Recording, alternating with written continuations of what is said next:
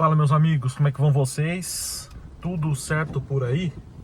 Rodrigo do nosso canal Vídeo de Convivência com Carros por milhares de quilômetros. Estou aqui com o Kwid 1.0 Zen 2023, acho que eu falei 2013 no último vídeo, pessoal. O primeiro ano do Kwid é de 2017, então esse aqui é 2023, está com 2.400 e quase 2.500 quilômetros. Bora lá, vamos falar um pouquinho hoje sobre os pontos negativos desse carro.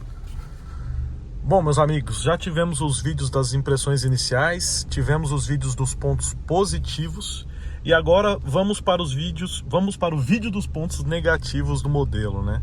Destacamos algumas questões importantes aí de pontos positivos, né? Algumas considerações iniciais, e agora vamos falar dos pontos negativos do carro. Bom, no vídeo dos pontos positivos eu falei que o motor era extremamente econômico e tinha bastante torque em baixas rotações, né?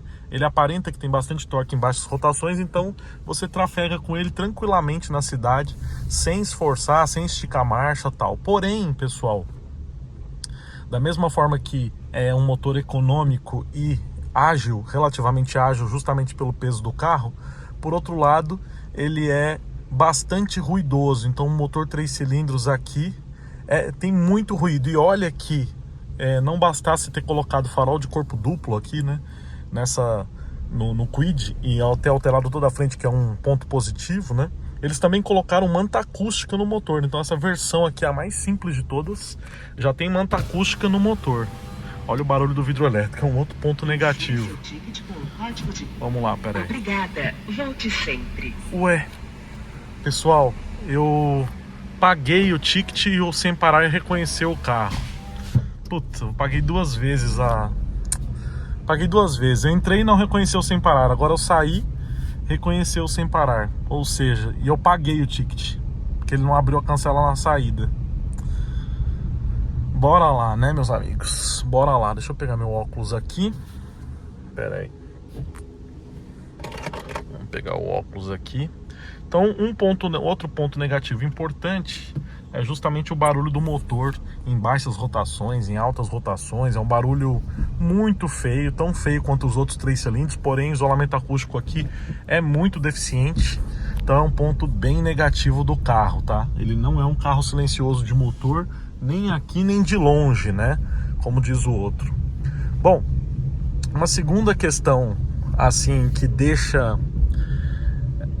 talvez traz essa característica maior ainda e mais importante de um projeto extremamente rudimentar, é justamente a existência de um limpador só, né, pessoal? Eu sei que o projeto do carro já previa isso, mas essa história de ter um limpador só de para-brisa é uma questão que traz aquela sensação de que você está num carro realmente pobre.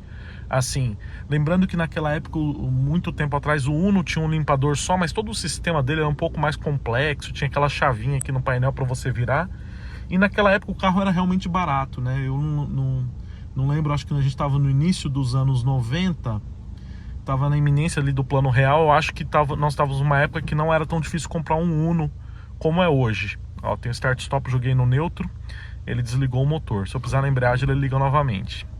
Então, essa história de ter só um limpador de para-brisa não é uma questão muito legal. Um esguicho só, com 2 jatos, né, um esguicho só também, não é uma coisa muito legal. Assim, traz uma sensação de pobreza, assim, do carro, e eu gosto de falar muito o português correto, né? E aguardem mais questões sobre esse carro aqui, tá? Eu só tô falando de pontos positivos e negativos, falei das primeiras impressões, mas eu vou adentrar aqui por esse carro coisas que os outros youtubers e aí jornalistas do mundo automotivo, entusiastas do mundo automotivo, deixaram de falar. Os que falaram muito, que eu achei que estão mais próximo da realidade, foi o Vitor, acho que é Vitor o nome dele, do Meu Carro Lifestyle. Eu acho que é esse o canal dele. Ele falou muito bem ali sobre o carro, mas ainda vou fazer considerações mais específicas ali do que ele falou do carro, como se fosse uma interpretação do que ele falou ali para vocês, porque eu quero ter um máximo de não que ele não tenha sido, mas eu quero ser o máximo transparente possível com vocês, para vocês entenderem qual é a do Kwid, tá? Então vamos a mais pontos negativos, né? Apesar dele ter vários equipamentos de série, né? Um ponto negativo mais importante desse carro é que ele não passa absolutamente nenhum prazer de dirigir.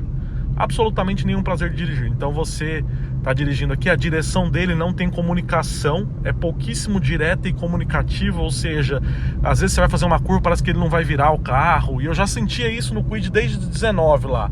Então não tem o mínimo de refinamento básico para você dirigir o carro. Então você está andando numa reta como essa aqui, numa rua como essa, e você tem que ficar consertando o volante, porque ele não tem comunicação nenhuma. Olha a folga que ele tem no volante aqui. Então isso é um ponto, para mim, é um dos principais pontos negativos do carro. O barulho do motor, você liga um pouquinho mais alto o som, beleza, né? Faltou alguma coisa no carro, você põe. Mas essa falta de prazer de dirigir é uma das coisas que mais me incomoda no carro.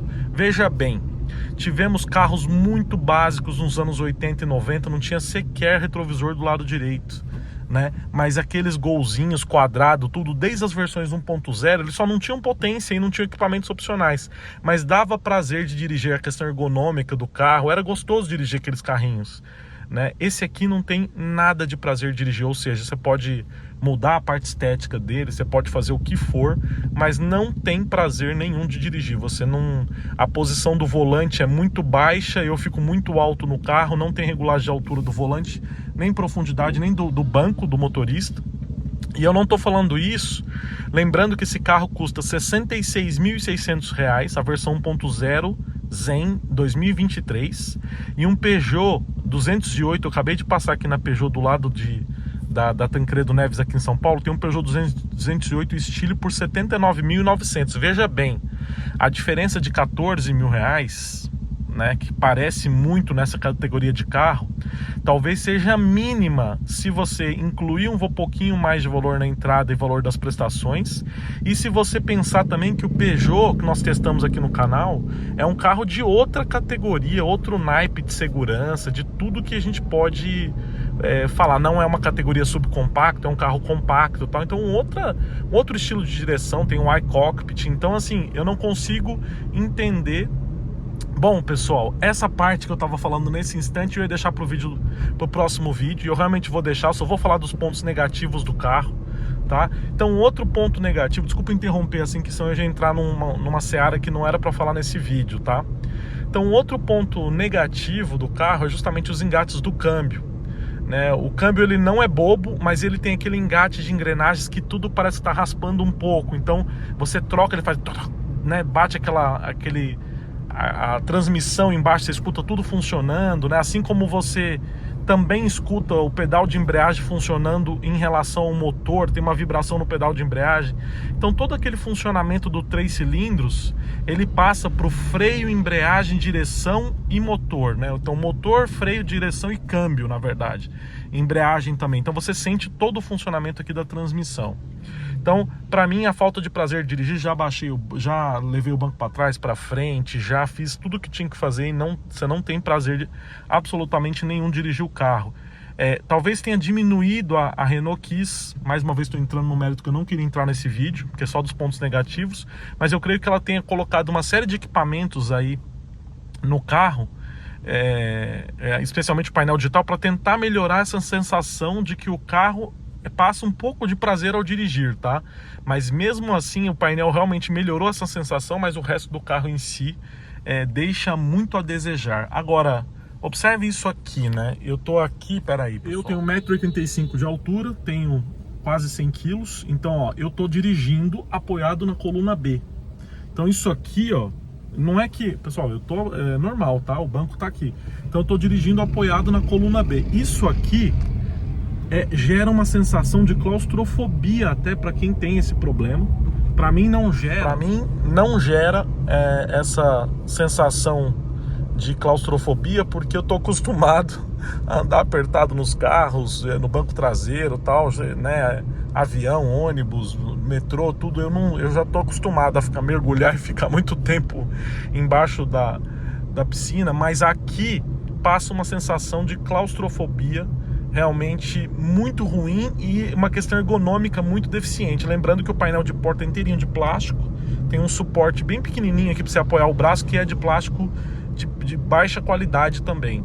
Veja bem, eu entendo que o carro é um carro de entrada, porém o preço são R$ 66.600. Dava para colocar uma espuminha aqui no banco, na lateral da porta, tal. Mas esse projeto aqui desse carro, ele já começou de forma muito rudimentar e estão tentando melhorar uma coisa que seria inadmissível de circular por aí. Mais uma vez, adentrei a questão do mérito, eu não vou mentir para vocês. Vai ser um teste, esse teste talvez seja um dos mais transparentes que eu vá fazer aqui no canal, no sentido de contar tudo em detalhes, assim, a minha opinião de verdade. Veja bem, não é porque eu tô sendo incisivo ou insistente que não tá deixando de ser a minha opinião sobre o carro. Então eu preciso passar para vocês a minha opinião sobre o carro. E a minha opinião é essa, aqui para dirigir é um carro extremamente apertado. Lembrando que para mim tá apertado, se eu me sinto apertado no carro, uma pessoa de 1,80m, 1,75m também vai se sentir apertado no carro. Depois, quando tiver numa direção diurna aqui, eu vou mostrar para vocês que não tem espaço algum para movimentar os pés ali no assoalho do carro, para movimentar a embreagem, freio e acelerador. Então os meus calcanhares ficam grudados um do lado do outro. Eu tenho um pé 45, ficam grudados um do lado do outro para que eu consiga dirigir. E mesmo assim tem que tomar um cuidado redobrado para você não pisar no freio, no acelerador ou na embreagem, no freio juntos ali.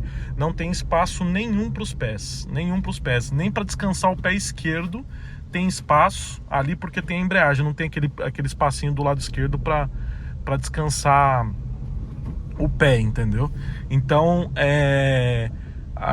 poderíamos apostar aqui na questão da economia. Não, vou comprar esse carro porque ele é extremamente econômico, porque barato não é, né? Barato realmente não é. Então vamos apostar nesse carro porque ele é econômico, né? Mas econômico o Peugeot 208 também é, o HB20 também é. Não é tão econômico quanto ele, fazer uma média de 10,9 na cidade, nenhum deles fez, né? Mas essa questão do consumo, até de ser 9 e não ser 10, por exemplo, só é significativo para quem usa o carro para trabalho, né? Para quem usa o carro para trabalho o dia todo, anda o dia para cima e para baixo. Agora quem roda 1.000 km por mês, essa diferença, 1.000, 1.500, essa diferença é insignificante, né? Então o carro precisaria fazer 20 km com litro na cidade para valer a pena, tá? Então esses são alguns dos pontos negativos. Existem outros pontos negativos, por exemplo, o banco não tem apoio nenhum lateral, então você senta numa cadeira reta, o banco é muito estreito, então você não tem apoio direito no banco, né? E isso não tem nada a ver com o carro ser popular. É isso que eu tô querendo chegar na conclusão com vocês, tá? Não é porque o carro é popular que ele vai ter um banco que você não consegue se apoiar nele, né? Não é isso. O banco não é de couro, o banco não é da melhor qualidade possível, mas ele tem abas laterais, ele tem o mínimo de conforto para você sentar no carro. Isso é muito permitido, entre aspas, no Brasil, né, pessoal? Você vai na Europa, os carros de entrada, eles têm um acabamento excelente, né? Não é assim, principalmente, o acabamento excelente nem tanto, mas eu falo as questões que são indispensáveis para o carro, né? Então eu tô dirigindo aqui nessa rua, ó, o carro tá balançando um pouco, normal, tranquilo, a suspensão é boa, mas eu tô apoiado na coluna B aqui, meu braço tá apoiado, meu ombro está apoiado na coluna B do carro, tá? Então isso é um ponto muito negativo. Um outro ponto negativo do carro é isso, mais de forma mais simples, é esse desencontro aqui das informações, né? Então você tem um painel digital bonito, você tem um rádio ali que parece que é de outro carro, e você tem de cor azul ali e branca, aqui azul e branco também, aqui você tem um miolo central de painel de ar-condicionado verde, né? Você tem um miolo verde, né? Então isso parece que é um carro arranjado mesmo, que as coisas foram sendo arranjadas nele. Assim como o acabamento do carro de uma forma geral, que é muito ruidoso.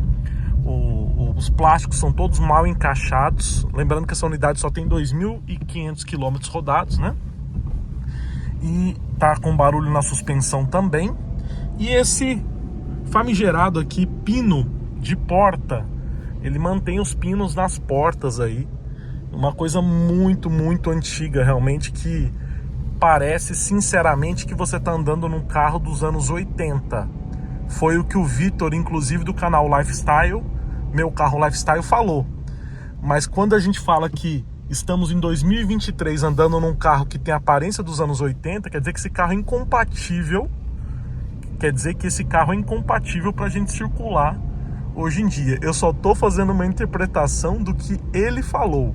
É a minha interpretação, tá? É uma extensão de interpretação, né?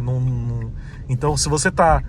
e eu concordo com ele absolutamente. Esse carro, você tá andando nele aqui, ó, parece que você tá andando num carro dos anos 80, dos anos 90. E, na verdade, os piores carros dos anos 90, tá?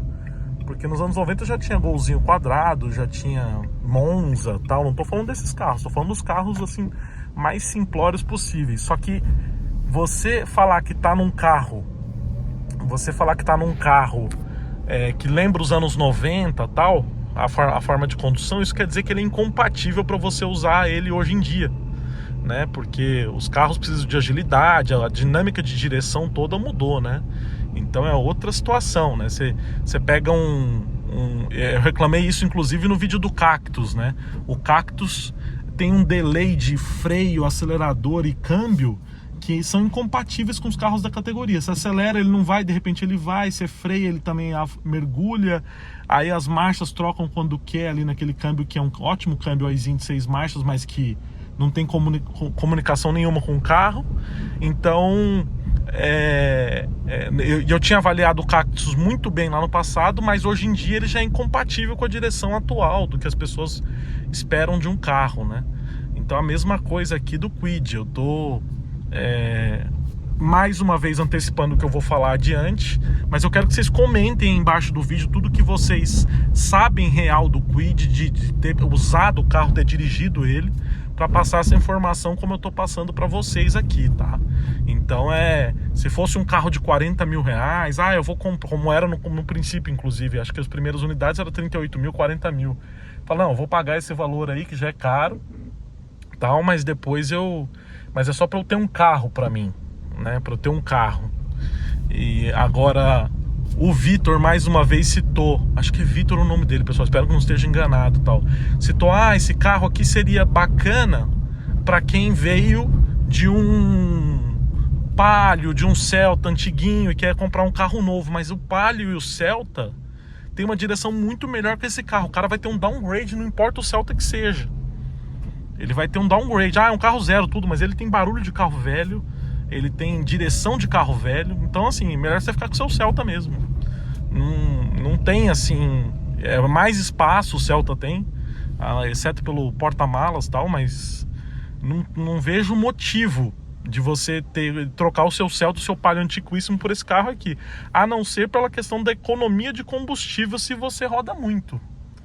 Se não... é melhor ficar como está, entendeu? É melhor ficar como está. Mas depois eu vou fazer comentários mais... não tô querendo criar confusão, tá, pessoal? Eu concordo com tudo que ele falou, só quero fazer uma interpretação, porque de tudo que eu vi sobre o carro, ele foi o que melhor falou de todas as características do carro. Aliás, admiro muito ele por isso, porque ele sempre fala a realidade dos carros, né?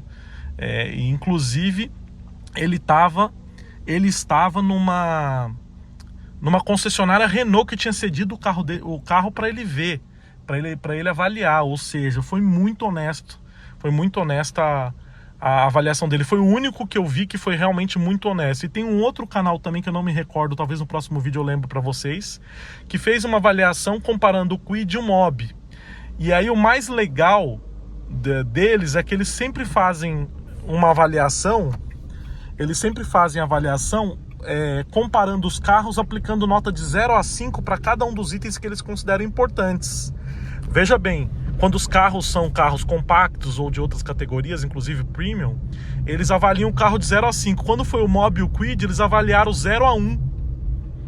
De 0 a 1, porque eles acharam terríveis os dois carros.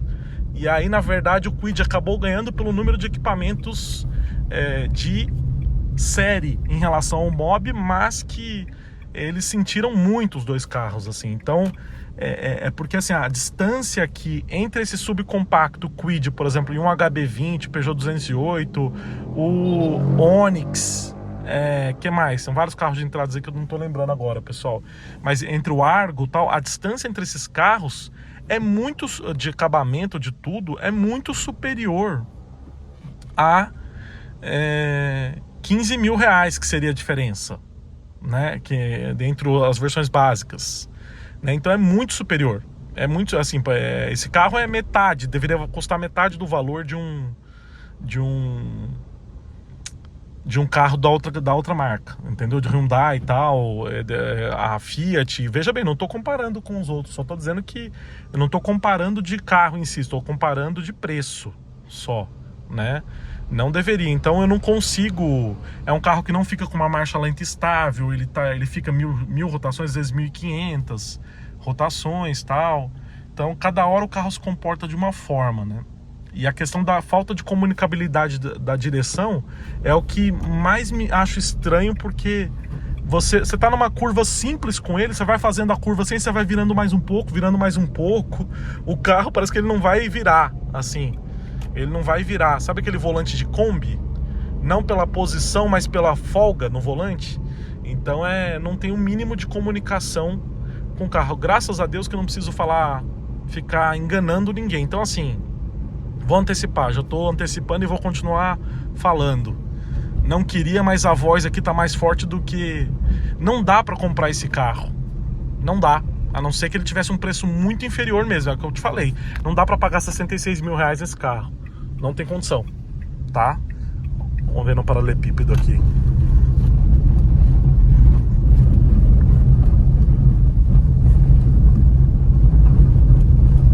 A suspensão dele é boa. O acabamento não dá para exigir muito, óbvio, né? Mas a suspensão dele é muito boa para andar nesses buracos aqui, né? Mas isso eu falei nos pontos positivos, né? Então, não dá. Assim, com 66 mil, compra um HB20 usado, compra tudo bem, eu não quero gastar com um carro potente, lógico, não quero comprar lasanha, não quero comprar nada, eu quero comprar só um carro. Não dá, assim, a diferença... Aquele HB20, por exemplo, 2015 que eu tenho, ele é muito mais antigo, tem 10, sei lá, 8 anos de uso, 9 anos de uso, 2014 e 15, tem quase 9 anos de uso, e ele é muito melhor de andar do que esse carro aqui, muito melhor. Tudo bem, eu não quero automático 1.6 que gasta muito, compra 1.0 daquele ano lá, você vai gastar muito menos dinheiro, vai ser muito mais confortável de usar, entendeu, o carro. E sobre diversos aspectos, não tem comparação, assim. Então dá para comprar um HB20 2018, 19, 1.0 e você mecânico, e você vai ser muito mais feliz, ou um Onix mais antigo também. Não dá aqui. Esse carro, infelizmente, ele nasceu de forma muito rudimentar e estão tentando melhorar ele para ver se eles conseguem vender. Então o convencimento que você tem como vendedor de um carro desse é falar que ele tem muitos equipamentos de série, para convencer a pessoa a comprar uma coisa que na prática ela não vai sequer lembrar que existe. Por quê?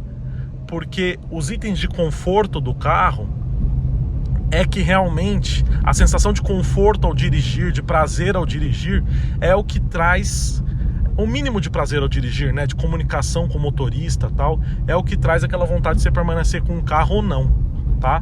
Eu tenho certeza que esse carro aqui é um carro que a pessoa vai permanecer pouquíssimo tempo com ele, porque ela vai enjoar rapidamente.